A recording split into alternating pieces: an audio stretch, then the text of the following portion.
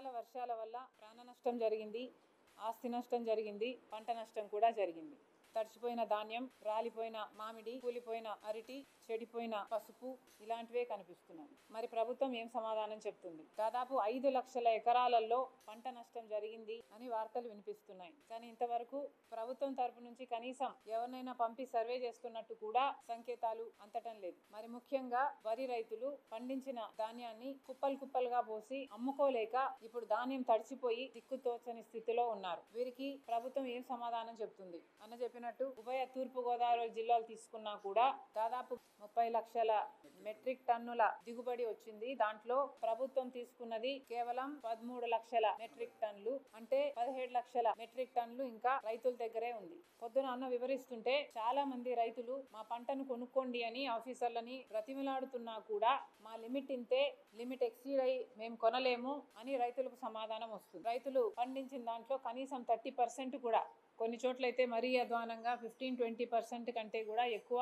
కొనుగోలు ప్రభుత్వం చేయట్లేదు రైతు భరోసా కేంద్రాల ద్వారా అని చాలా మంది రైతులు వాపోతున్నారని చెప్పడం జరిగింది. మరి రైతు పండించిన పంటను కొనాల్సిన బాధ్యత ప్రభుత్వానికి లేదా? మినిస్టర్ గారు కూడా పండించిన ఆఖరి గింజ వరకు కొంటాం మేము అన్న మాట అన్నారు అంటే దానికి కారణం కొనాల్సిన బాధ్యత ప్రభుత్వానిది కాబట్టి. మరి అలాంటప్పుడు కేవలం రైతు దగ్గర ఈరోజు కొనకపోవడం వల్ల కుప్పలు కుప్పలుగా ఎన్నో చోట్ల పోసుకొని ఎదురు చూడడం వల్ల ఈ అకాల వర్షాలకు పంట తడిసిపోయింది. మరి ఇప్పుడు ఆ రైతు ఆ పంటను ఏం చేసుకోవాలి? అసలు ప్రభుత్వము కొనకపోతే మిల్లర్ల దగ్గరైనా డిస్ట్రెస్ సెల్లింగ్ చేద్దామంటే మిల్లర్లు కనీసం 400 రూపాయలు 500 రూపాయలు మద్దతు ధర కంటే తక్కువ ఇస్తామని కోట్ చేస్తుంటే మరి చూస్తూ రైతు అంత తక్కువకి ఎలా అమ్ముకోగలడు? ప్రభుత్వం ఏమో మిల్లర్ల మీద ఒత్తిడి పెడుతున్నాం అని ప్రభుత్వం చెప్తుంది. కానీ మిల్లర్లకి ఎక్స్పోర్ట్ డిమాండ్ లేకపోవడం వల్ల వాళ్ళు కొనుక్కోవడానికి ముందుకు రావటం లేదు. మిల్లర్లకు కూడా మార్కెట్ లేకపోతే వాళ్ళైనా కొన్న సరుకుని నష్టానికి అమ్ముకోలేరు కదా.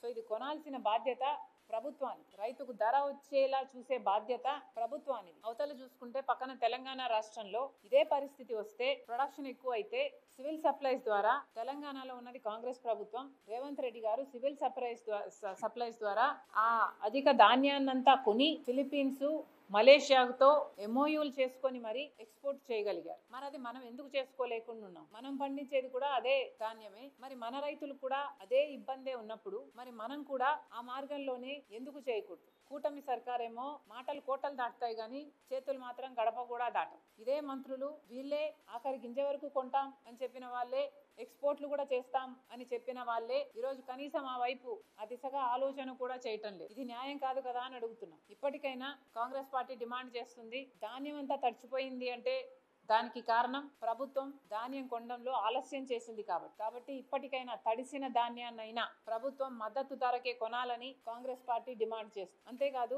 ఏ ధరను చూసుకున్నా, ఏ పంటను చూసుకున్నా మద్దతు ధర రావటం లేదు అని రైతులు చెప్తున్నారు. కూటమి సర్కార్ వచ్చిన తర్వాత అమలైన రేట్లు ఇవి. అక్కడ పంట పేర్లు రాస్తున్నాయి, మద్దతు ధర యాక్చువల్ గా క్వింటాల్కు ఎంత ఉంది, దానికి దక్కిన ధర ఎంత, వ్యత్యాసం ఎంత, ఇవి అన్ని న్యూస్ ఏజెన్సీలు అయితేనేమి లేకపోతే మేము చేసిన రీసెర్చ్ అయితేనేమి రైతుల ద్వారా కలెక్ట్ చేసుకున్న డాటాతో క్రియేట్ చేసిన టేబుల్ ఇది ఈ రోజు వాస్తవం. ఇది మేమేదో సృష్టించి చెప్పటం లేదు. ప్రభుత్వం దీన్ని చూసి కళ్ళు తెరిస్తే రైతుల దగ్గర మీరు పడిపోకుండా ఉంటారు. రైతులకు మీరు ఇచ్చిన మాట నిలబెట్టుకోవాలి అంటే రైతులకు జరుగుతున్న ఈ అన్యాయాన్ని కూడా మీరు గమనించి సరి చేసుకోవాల్సిన అవసరం ఉంది. మొన్న అచ్చెన్నాయుడు గారు ఈ ప్రెస్ స్టేట్మెంట్ ఇచ్చారు. అమ్మా ఇది కూడా అక్కడ ఉంటే పెట్టు. ఈ ప్రెస్ స్టేట్మెంట్ ఇచ్చారు, ధర స్థిరీకరణకు 6,000 కోట్ల రూపాయలు ఖర్చు చేశాము అని.